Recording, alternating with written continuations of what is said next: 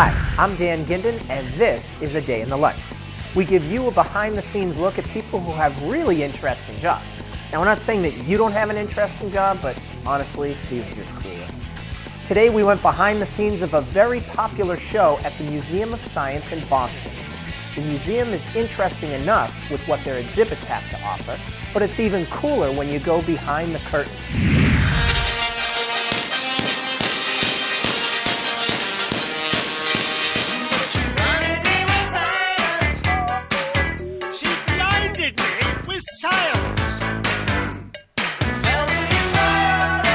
Since 1951, when it was relocated here, the Museum of Science has given visitors and busloads of children thrills, chills, and a great deal of knowledge. In fact, the museum averages 1.5 million visitors per year. What other institution can you visit in Massachusetts where 1 second you're in Boston and the next in Cambridge? No matter what's new or old in here, people just keep filing in.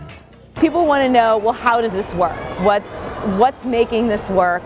And technology, I mean, the rest of the world's not standing still. New stuff is being discovered, so there's always new stuff for us to talk about. We're the most culturally attended institution in Boston.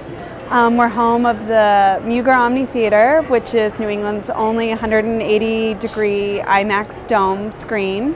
Also the newly renovated Charles Hayden Planetarium, where you can travel to the outer reaches of the universe. And recently we just opened the Hall of Human Life, where it's an extremely interactive exhibit where you can explore your biology and your health through a number of components. The Boston Society of Natural History, as it was once known, was founded in 1830. It was a place for those who liked to share scientific interests. After moving from location to location, the museum ended up on Newbury Street, where it stayed until after World War II, when it was once again relocated to its current home. Brad Washburn was flying over in a helicopter and saw this piece of land and said, that's where I'm going to build the Museum of Science, and that's how it ended up in this location. The construction began in 1948, and the museum was reopened in 1951 and was highly regarded as the first all-encompassing science museum in the country. In the Museum of Science, education associates like Southborough resident Susan Heilman are treated like rock stars. Kids and adults alike come to the museum to learn. So having scientists like Susan to learn from is a great bonus. Before going to school, Susan was just like any kid that walks around the museum today. I've always loved science since I was a little kid, more nature, exploring in the backyard and stuff. And I wanted to first be an MD doctor. Then in college, I went to Vassar College in New York, and I decided I didn't want to be a medical doctor anymore, but a PhD doctor. I wanted to do research. I wanted to learn why things happened.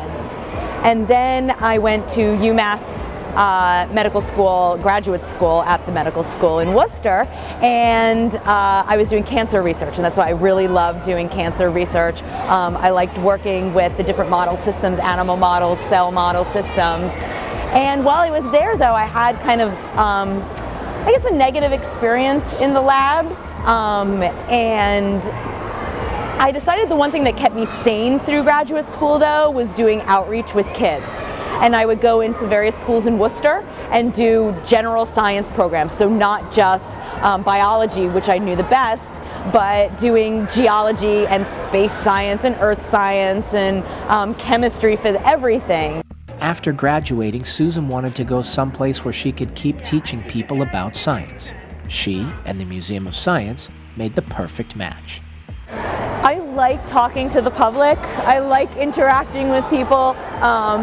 I used to be a bit shyer in a previous life of mine, but I just love getting people excited about science. Like, even if you can hear I'm a little under the weather today, but just getting a good audience, getting someone who wants to talk about science just kind of pumps me up, and I get really excited to do it. Today, Susan is conducting a presentation for the appropriately named Lightning Show.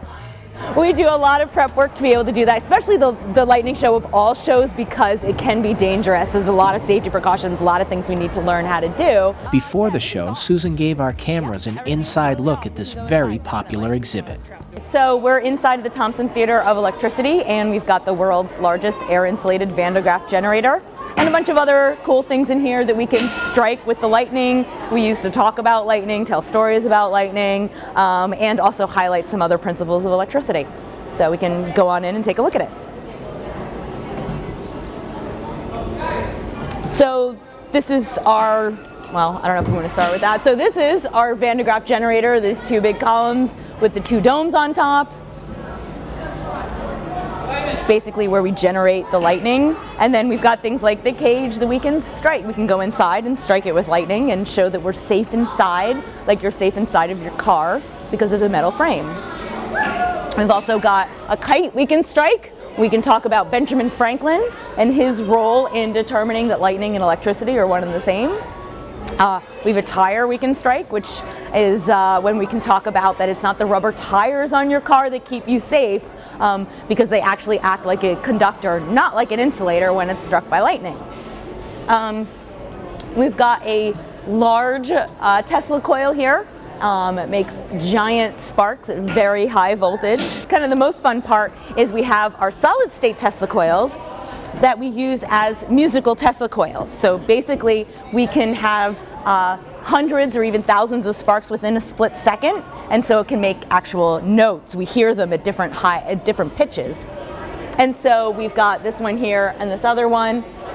Kind of look like, you know, the gold trees with silver donuts on them. And we can play a whole bunch of songs that are pre-programmed into a computer. We can actually even hook it up to a keyboard, and you can play notes on there, and they'll play out here just like you're playing an instrument or something. So that's a lot of fun. It's one of the most favorite things. We've had people get married in here, and we do like Here Comes the Bride or Happy Birthday on them. So they're a lot of fun. This is one of our metal targets that we just commonly strike with the lightning. How are these maintained? Like, what goes into that? Oh, wow. So they're over 80 years old because they were built by Dr. Van de Graaff in 1931, and we have a group of other education associates and program managers that work here that have been working with this machine for years. And this is an insulating material. It's kind of a wood type material. And then the domes are made of metal, and over 80 years the wood can start to chip off as the electricity is running through it. It takes a lot to maintain it, and we're constantly replacing the giant belts that are inside every couple years. We're doing more and more to prevent it from degrading over time, and a lot goes into it. I don't know all the details, I just know that they spend a lot of time maintaining it. And it's, you know, it's a piece of history, but it's also a really cool tool to use to talk about science.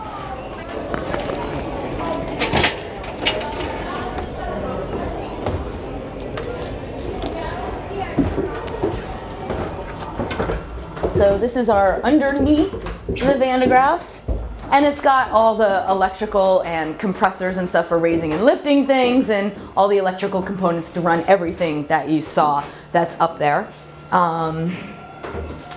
So the cool parts, we can take a look. We won't go into the belt room because then I have to turn off some other things to make it absolutely safe. We have a lot of safety precautions here, but you can take a look inside.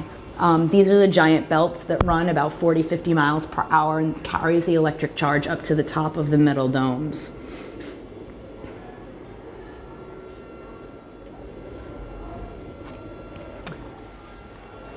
And we have, so there's belts inside of this one, and then there's a ladder going up inside the other one because we can go up into the domes, and that's how we can do maintenance up there as well. And the rumor was that Dr. Van de Graaff had his office up there, and he had a ladder coming out from the outside into one of the domes and could like sit up there. Okay. And still to come on A Day in the Life, an electrifying show that you won't want to miss, so stick around. And we're out. You got plans? You bet.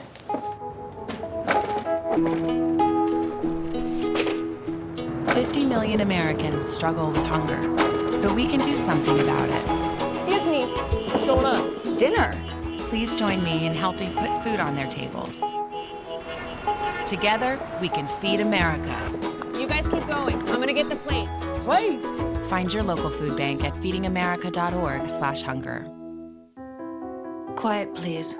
Wait a sec. I'll take one. Oh yeah. All right. All good. Take care. Way to go. Nice. Bring it on. Gotcha. I'm here for you. Oh no. Please, please, please. I'm waiting. Interesting. Not buying it. Not fair. That's it. This conversation is over. Oh, brother. Body language can tell you all sorts of things.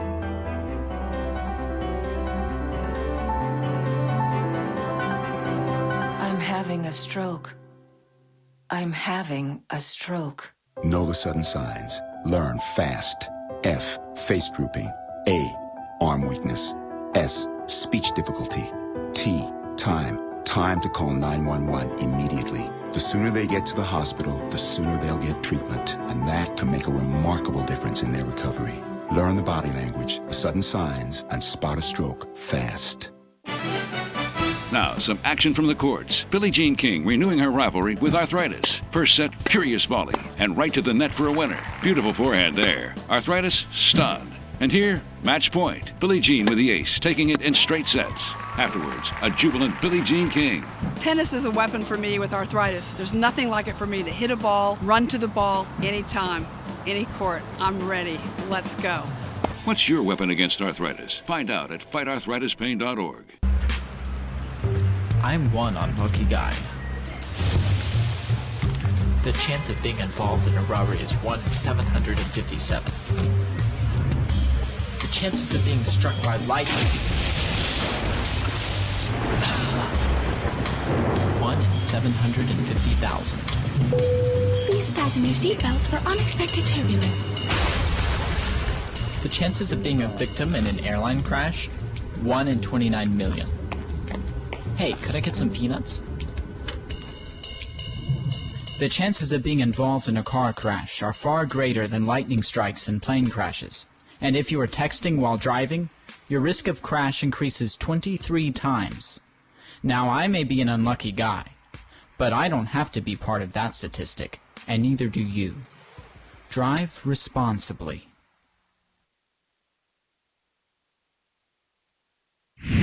I'm Dan Ginden, and you are watching A Day in the Life. If you are just joining us, we're at the Museum of Science in Boston. We've introduced you to one of the scientists who showed us how the lightning show works, and now she is finishing up some prep work in order to make the show happen. After the tour, Susan got to work, prepping for the lightning show. This included talking to a pair of interns who were celebrating their last day on the job. If you ever interned at the Museum of Science, you know what kind of tradition there is for your last day. And so if you guys can go on in. Okay. That works. Excellent. I'll give you guys both headphones now and that you can hold and bring in here. Yes, okay. And so I'm going to use these that are up here because otherwise I'll forget to bring some. So I'll give you each a pair similar. Okay. Down there. It rotates. So, it does, and it's going to go up, and when it comes down, it's going to bounce a little bit. Okay. I hate it. I don't even mind the lightning. It's the cage itself that bothers me. But you'll be okay. You just got to go with it.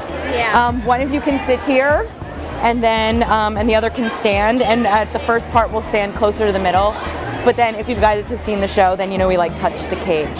Do you guys want to touch this thing here? So this is where it's going to strike. It sticks out a little bit, so it's going to strike right there. And you can, if you want to. The important thing is don't put your fingers through.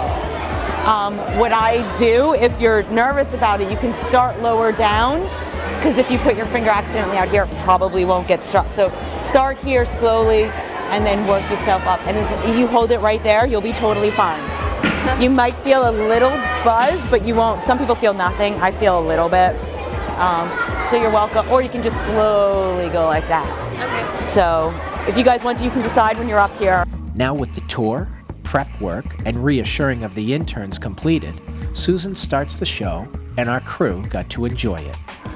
So, welcome to the Thompson Theater of Electricity. My name is Susan. I'm an educator here at the museum. Thank you so much. Wow.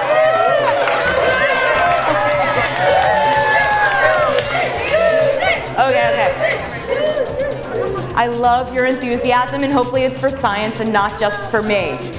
So a couple of housekeeping tips here. We're going to be making actual lightning in here, and so we're going to have bright flashes and loud noises. As George mentioned a minute ago, I am going to let you know before I'm going to make those bright flashes and loud noises, so you can be sure to protect your ears if you would like. I am going to be using hearing protection as well, so there's no problem with doing that. So to start things off with, I thought I'd give you a little bit of a taste of what exactly do I mean by indoor lightning. And so, if you want to get started, I'm going to get out my own hearing protection here. And I'll give you a little bit of a taste as to what indoor lightning actually looks and sounds like.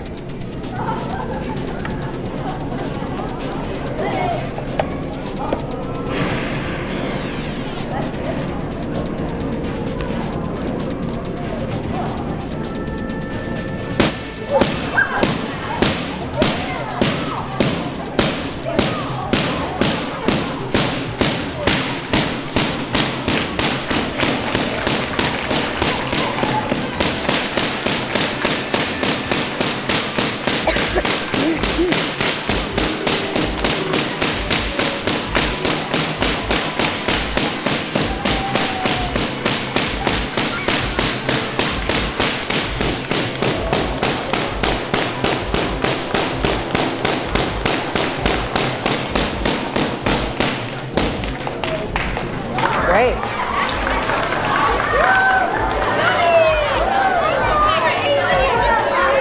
So it's only going to get better from there. Okay, so let's take a minute to talk a little bit about what lightning actually is. So lightning is, and we've learned from many scientists over the years, one of the most notable being Benjamin Franklin, that lightning is in fact electricity, or more correctly, the effects of electricity as it travels through the air. So my first question to you about lightning safety is, where is the safest place to be in a thunderstorm? Where do you think? Just say it. Don't. Okay. Okay, so I heard mostly car and house. So if you were inside of your house and there was a thunderstorm, would you go outside and get into your car? Okay. No, so the safest place to be during a thunderstorm is going to be inside of a building of some sort. It's going to be inside of a house, a museum, an office building. Building is going to be a safe place to be, and there's a lot of different reasons for that. A lot of it's materials it's made out of, the structures, things like that. Some of them have lightning rods on the roof. Okay. But then, as many of you probably realize, if there's no building around, the next safest place to be is going to be in a car. Yeah, we've all heard a car is a safe place to be in a thunderstorm. Okay, so why is a car a safe place to be in a thunderstorm? What do you think? Why is a car a safe? What is it about a car? Okay, so I'm hearing a couple different things. The main one that I'm hearing that most people usually say is it's the tires, right? There's 4 tires and they're all made of rubber, and rubber is a really good insulator. Okay, so rubber is a good insulator, that's true, and our cars, they got 4 of them. So what we can do is, I actually have a nice rubber tire here, so let's strike this thing with lightning and see if it does in fact act like an insulator. If it acts as an insulator, that means that the electricity will not travel through it. If it acts like a conductor, that means the electricity will travel through it. So keep an eye on the tire and let's see what happens with it.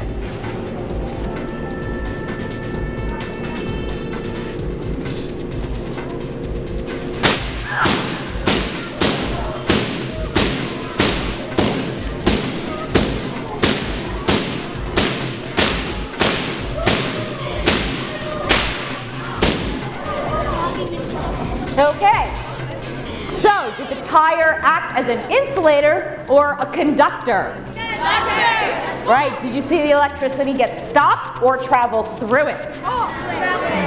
It kind of came in like at the top left and came straight down out the bottom. It acted like a conductor. So that's another that's kind of the other key piece to a car. You got 4 tires and you got the metal frame. Okay, So I don't actually have a metal car in here, but I do have a metal frame thing. What I have is this metal bird cage that's back here. And to give me some help, and because it's a little scary going up in there, although it's too late for them to back out now, I'm going to bring up two of our interns right now that we have working here at the museum, Sarah and Megan. They're interning, they're finishing up in the Live Animal Center. So you guys can come up, and we're gonna head up into the cage. Guys, watch your head as we go in here.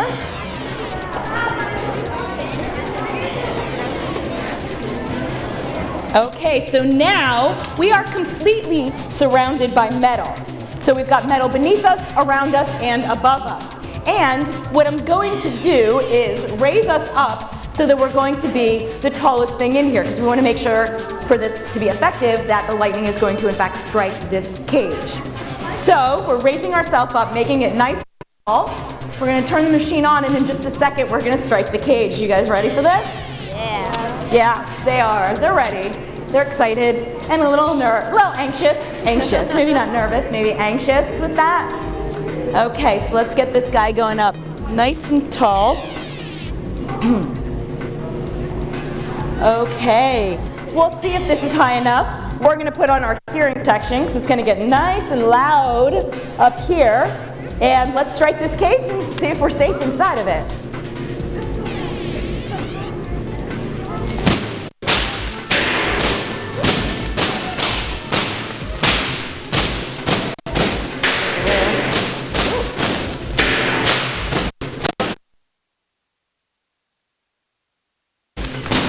So far we're safe inside here, but what happens if you're touching the inside of your car? I mean, what happens if you reach for the dashboard? So let's take a look at this.